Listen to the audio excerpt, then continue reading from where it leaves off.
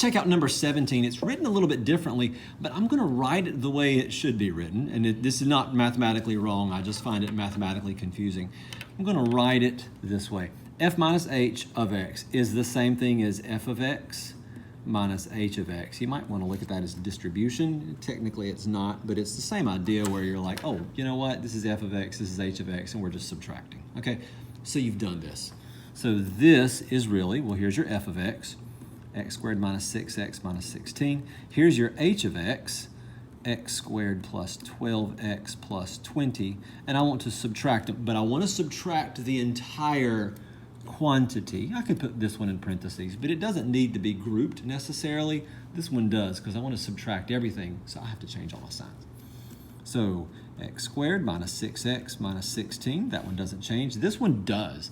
Negative x squared, negative 12x, negative 20.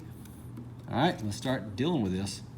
Let's grab a purple pen for fun. X squared minus x squared, they cancel. That's fun. All right, and this one will go together. It's going to make negative 18x. And then this one and this one will go together and make negative 36. There we go. All right, the next one has a multiplication symbol in between the j and the k.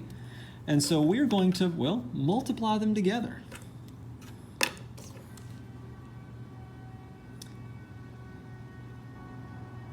Okay, do y'all hear that? All right, so here's the deal. I am at school recording this, and it's summertime, and someone is out in the hall blowing a trumpet. I was not expecting that sound. At first I thought somebody had some squeaky brakes outside, or maybe someone was laying out on their horn and their battery was dying. I didn't know. Anyway, j of x times k of x, and then this one's going to get a little bit tricky if we're not careful. So actually, it's not tricky at all. We're just going to multiply those together.